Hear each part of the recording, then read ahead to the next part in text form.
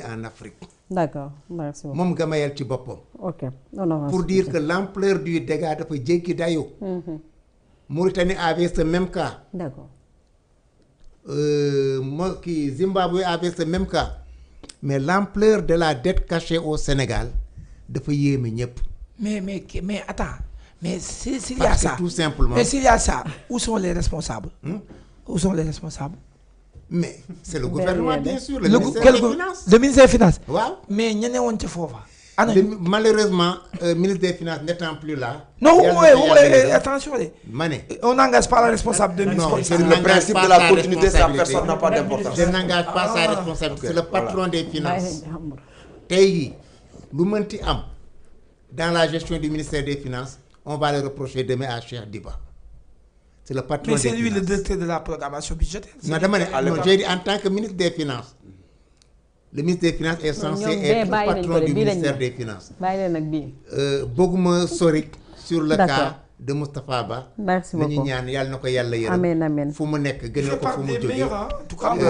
man moo tax Cheikh ñëwal. je me refuse di dugg bu baax sur ce dossier. D'accord. Parce que il n'est plus ku ñu waroon a waxal. newu fi moo C'est ça. tax je me censure. Quand je parle de ce dossier je me censure. Pour des questions de moralité. Pour des questions de moralité. Mais j'avais énormément de choses à dire. Et Ça, sur c'est ces vrai. questions financières, mon arrêté le rapport disséqué de façon expresse, montrer en quoi le ministère des Finances est responsable au même titre que ses différents départements. D'accord. Mais comme nit ki newatu fi nañ ñaan daal yàlla na ko yàlla yërëm xaaral mu jëm gënal ko. Cheikh. Mais c'est le scandale le plus grand en matière de détournement et de mauvaise gestion financière. Merci. Selon le FMI en tant que tel. Non, le FMI n'a pas dit ça. Le FMI n'a pas dit ça. Gamel a dit que... Non, Jamel n'a pas dit ça. Gamel a dit que... Non, il n'a jamais dit ça. Non. Le FMI n'a jamais dit ça. Non, le FMI n'a jamais encore dit qu'il y a dette cachée. Non, il n'en a jamais dit. L'expression dette cachée... Et puis moi-même, je ne retiens pas le nom de ce monsieur. L'expression dette cachée... Attends. Sonko a parlé... Attends. L'expression dette cachée vient de qui? Ça ne vient pas de Sonko. Ça vient de qui? Sonko a dit qu'il y a une manipulation. Est-ce que les corps de contrôle ont parlé de dette cachée? C'est Personne. Ça? Ah, voilà, c'est ça. Les organes habilités. Dette cachée. Non, c'est-à-dire les organes habilités à s'assurer du contrôle n'ont pas parlé de dette cachée. Moi, je suis très clair. L'expression dette cachée est apparue pour la première fois dans la bouche de Gamayel. Mais qu'est-ce que ça veut dire? Et même à supposer que cette expression soit apparue dans sa bouche même, cela ne signifie pas qu'on ne peut pas donner ça du crédit. D'autant plus que organe bimo, est-ce que Cour des comptes d'abord, IGF, Inspection Générale d'État, n'a pas employé ces mots?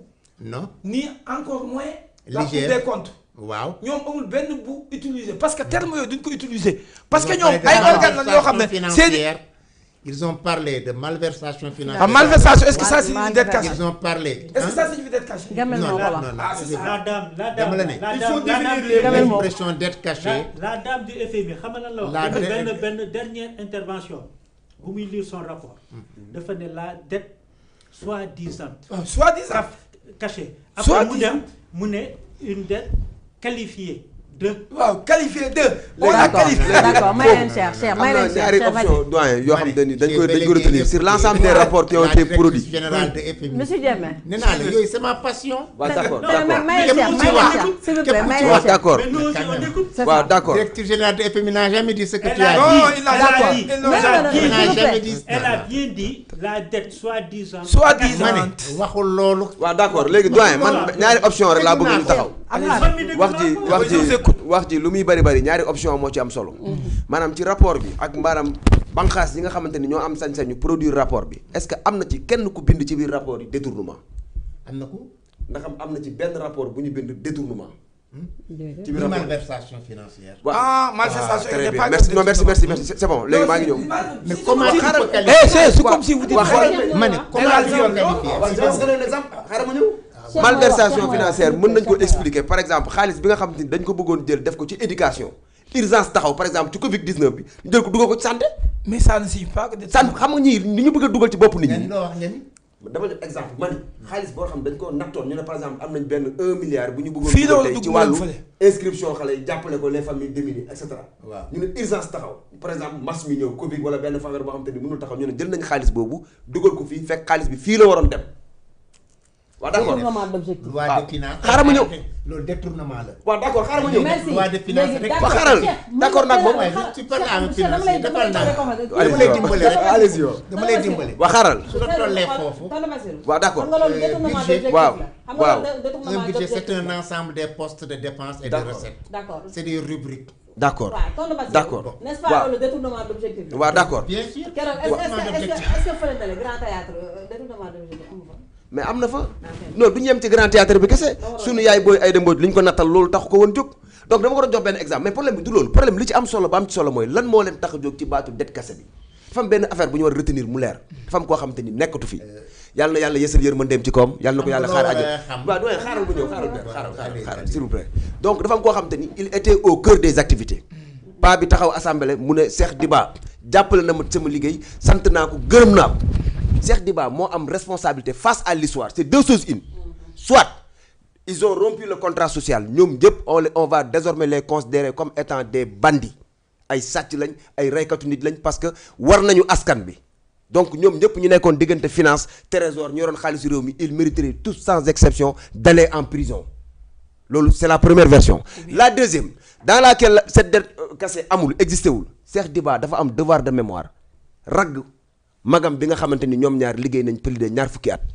maanaam ñu trancher de manière définitive sur la question concernant la dette cassée am na wala amul ak lan moo tax ñu ne am na ak lan moo tax ñu ne amul en plus déglu naa ci ñooñu noonu ngeen di wax ci ñaari envoyé FM bi kenn dafa wax ni sur la base du rapport qui m'a été présenté loolu pincette la entre guillemets la sur la base du rapport qui m'a été présenté ce rapport a été produit par qui est-ce que rapport bi am na contradiction est-ce que ñoom bi ñu nattee ni 1000 francs yi waroon nekk fii gis ñu fa 1000 francs bi est-ce que ka nekkoon à la tutelle laaj nañ ko yow 1000 francs bi ñu gis ni fii foo ko dugal amul c'est très bon donc yëpp dafa nekk ay manquement léegi loolu moo ñu yóbbee ci 2 ans de règne yoo xamante ni réew mi ñu ngi koy asphyxier xam fa lañ toll ci moment des solutions ay am naag amul ñoom seen biir fu mu toll nii dafa mel ni pataas bu tàng ministre bi assemblée nationale la taxaw mu ne bëggatuñu dégg baat boobu noonu kon on parle plus de dette cassée donc si on revient ici après 20 mois ñun ñu bëgg a nekkaat fii au lieu de parler des urgences vitales ñu bëgg fi nekk sur des détails yoo xamante ni ñoom seen bopp doylu nañ ci sëkk c'est une forme de diversion et cette diversion devrait être rejetée am na nañ ko prouver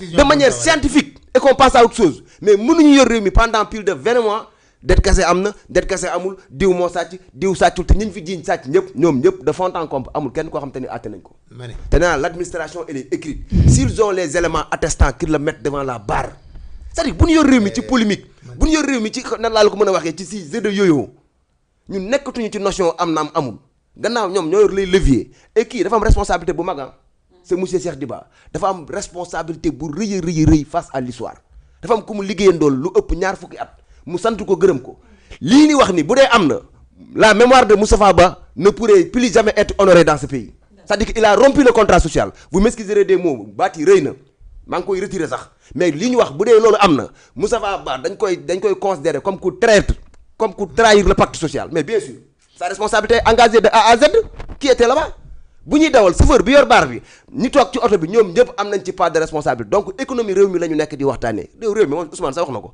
réew mi amul crise sociale amul crise politique problème mu xaalis la am léegi naka la ñuy def ba am xaalis ci loolu la ñu war a toll mais diggante dette kese am naam dette kese amatul waratuñu nekk foofu waruñu ko nangu voilà loolu daf ñuy tardel on a d'autres choses à faire voilà.